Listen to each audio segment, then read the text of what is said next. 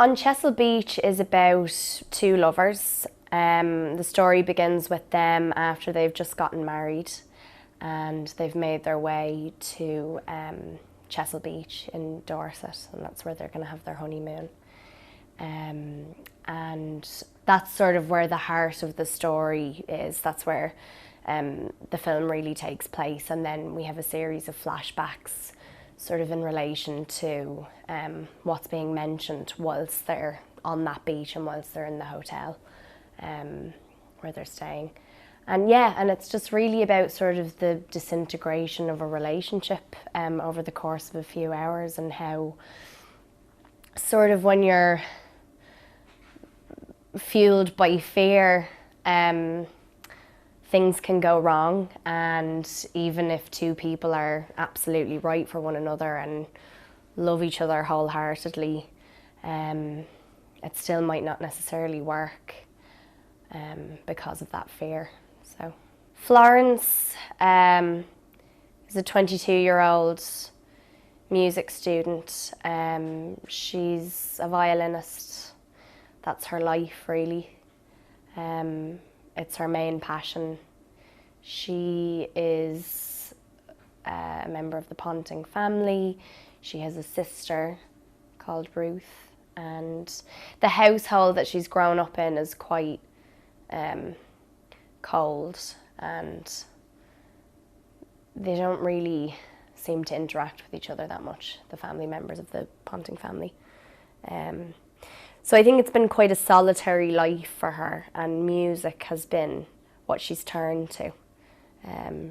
She's also suffered a trauma earlier on in her life that kind of we hint at in the film, and music is her way of dealing with that. Whenever I read a piece of Ian McEwan's writing, something that he always seems to focus on is how one moment can sort of change everything. And even when we did Atonement, the fact that everything sort of took place, everything that was really crucial to the story took place in one day over the course of a few hours. It's very similar to on Chesil Beach. And I think he's able to kind of pack so much in, so much weight into really a few moments. You can get such a clear sense of this world that you've become a part of, because he's so descriptive. And yeah, and I think what really resonates with me is just the fact that he seems to really appreciate how a moment can change everything. They both miss out on sort of the best thing that could have ever happened to them.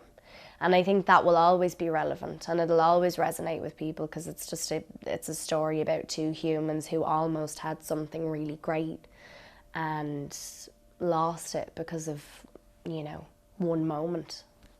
I think when people go and see On Chesil Beach, they can expect for it to be quite an intimate story. I think there's always going to be a fascination for audiences with couples and a relationship between two people, and the nuances of a relationship, and how their personalities and their sort of quirks and insecurities and fears are sort of interwoven into this union that they have. And that's always going to be interesting to watch. あの約束を覚えていますか? I just know the Ennismore will play here one day. And I'll ready to shout at the end, Bravo! Bravo! It's my promise. 若きバイオリニストのフローレンスと歴史学者を目指すエドワード。He set eyes on me for the first time. And I saw a man who wasn't wearing a jacket. 一瞬で恋に落ちた二人。He's not like anyone else. I felt like my life had just begun. What does his father do? You mean, is he working class or one of us? Yes, I think that's more or less what I mean. We love you, Florence. Marry that girl. Florence, it was beautiful. やっと結ばれたその日、運命の糸がほどけてしまった。You don't seem quite as happy. Something's bothering you, Flo. I really have to go.